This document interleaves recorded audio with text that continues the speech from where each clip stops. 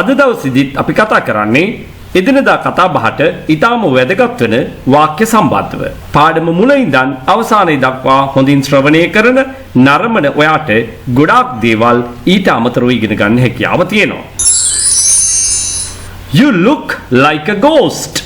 You look like a ghost. Look like වගේ පේනෙනවා. නිශ්චිතවම යම් දෙයක් ගැන නොදන්නා විට අපි ප්‍රකාශ කරන ක්‍රමයක් තමයි look like කියලා. look like කියන්නේ වගේ පේනවා. You look like a ghost. ඔයා හොල්මනක් වගේ පේන්නේ. අපිට මේ විදිහට මෙහිම වෙනස්කම් කරන්නත් පුළුවන්. කොහොමද? You look like a monkey. ඔයා රිලෙවෙක් වගේ පේන්නේ. You look like a donkey.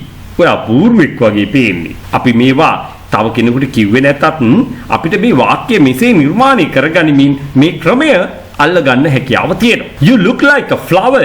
ඔයා මලක් වගේ. You look like an angel. ඔයා සුරංගනාවියක් වගේ. මෙන්න මේ විදිහට අපිට මේ ෆ්‍රේස් එක වෙනස් කරමින් පාවිච්චි කරන්න පුළුවන්. නමුත් he she වැනි පදයක් සමග අපි පාවිච්චි කරන්න ඕනේ looks කියලා. වර්තමාන කාලයේදී she looks like an angel. ඒ සුරංගනාවියක් වගේ. I never seen such a beautiful girl. She looks like an angel. I have never seen such a beautiful girl. She looks like hungry. මෙහෙම කියනවද? නෑ. අපි මෙතනදී නාම පදයක් වෙනුවට නාම විශේෂණ පදයක් පාවිච්චි කරලා තියෙනවා. නාම විශේෂණ පදයක් පාවිච්චි කරනකොට අපි like කියන වචනේ අපි පාවිච්චි කරන්නේ නෑ. She looks hungry. ඇයට බඩගිනි පාටයි. ඇයට බඩගිනි පාටයි. She looks innocent. ඇය අහිංසක පාටයි. She looks happy. ඇය සන්තෝෂයෙන් වගේ ඉන්නේ. She looks sad. ඇය දුකින් වගේ ඉන්නේ. දුකින් ඉන්නවා. She looks thirsty. ඇයට තිබහයි වගේ. She looks angry. ඇය තරහින් වගේ.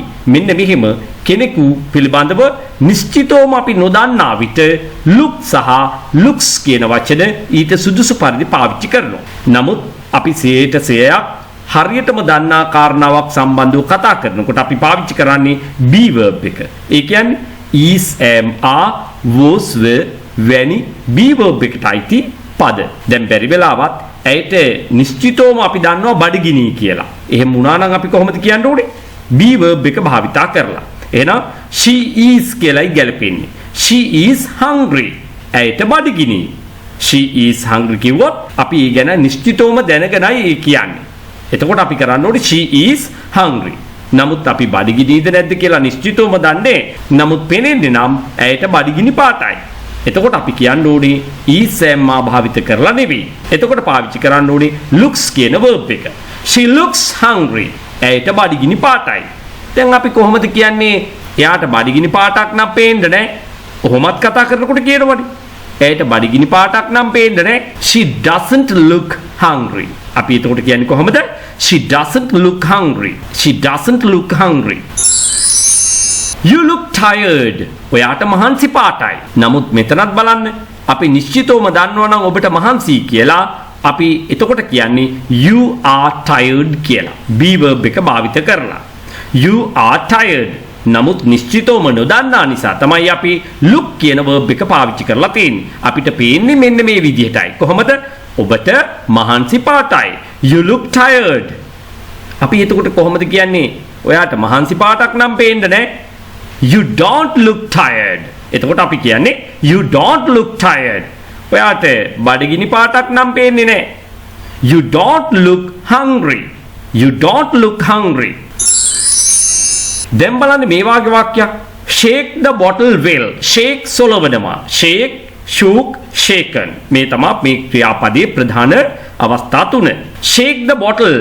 බෝතලේ හොලවන්න. Well හොඳින්. Before drinking. බීමට පෙර. එහෙම නැත්නම් before using. පාවිච්චියට පෙර. පාවිච්චි කිරීමට පෙර.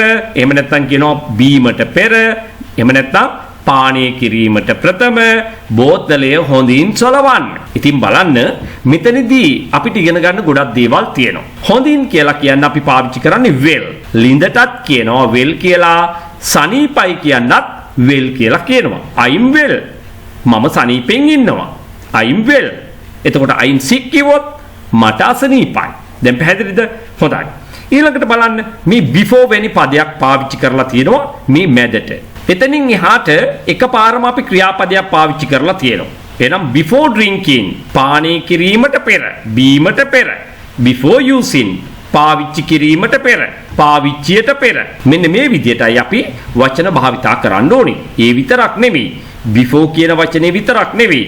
after, if, when, while, unless, without වැනි වචන පාවිච්චි කරනකොටත් මෙන්න මේ විදිහටම ක්‍රියාපදයට ing එකතු කරලා පාවිච්චි කරන්න. හැබැයි හොඳින් මතක තියාගෙන ඉන්න මෙන්න මේ අදාළ වචනය before, after, if, when, while, unless, without වැනි වචනයකට පසුව එකපාරම අපි ක්‍රියාපදයක් නම් යොදන්නේ.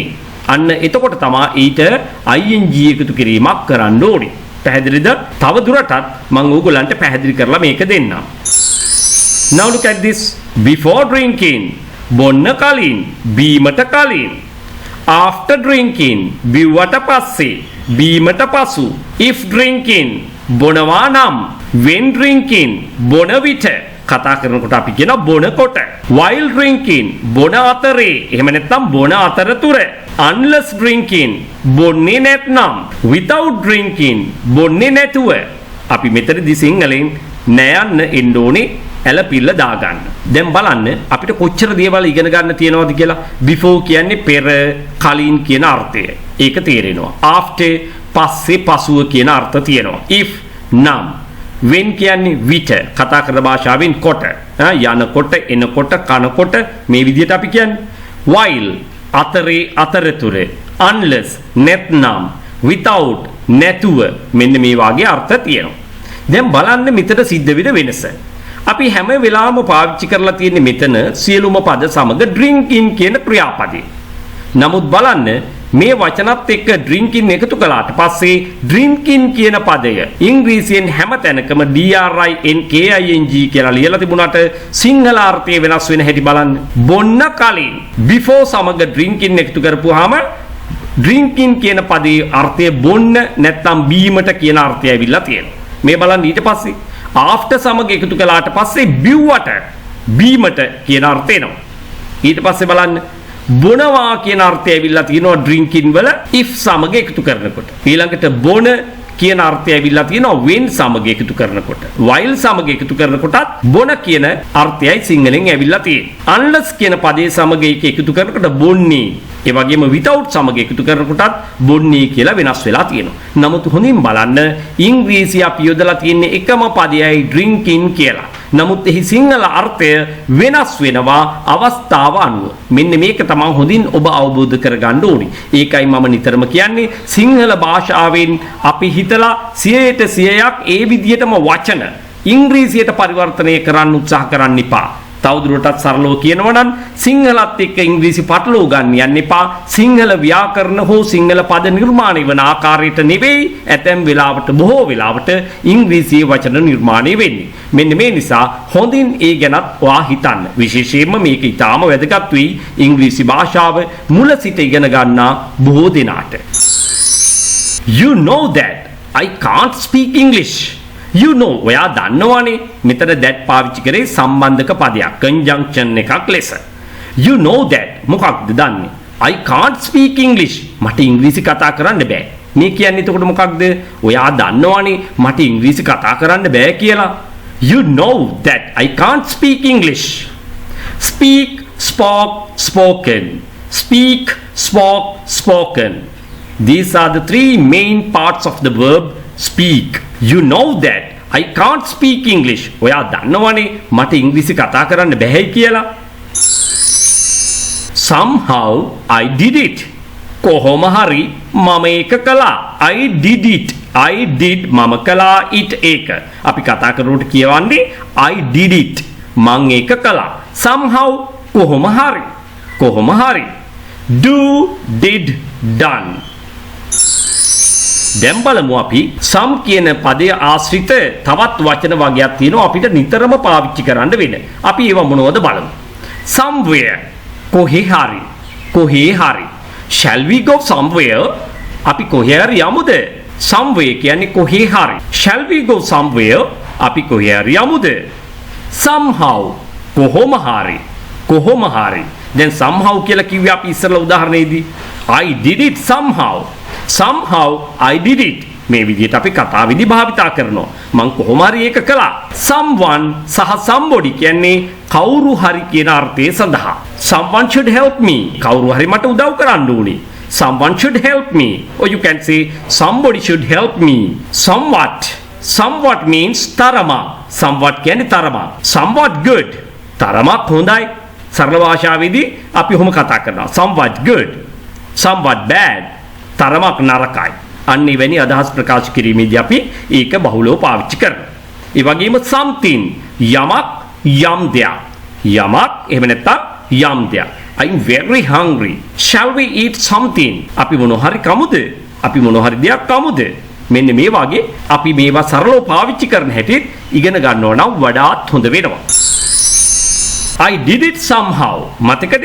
I did it somehow. මේ somehow කියන වචනේ අපිට වාක්‍ය මුලට හෝ අගට පාවිච්චි කරන්න පුළුවන්. කතාවේදී එහෙම පාවිච්චි කරනවා. I did it somehow. මං ඒක කළා කොහොම හරි.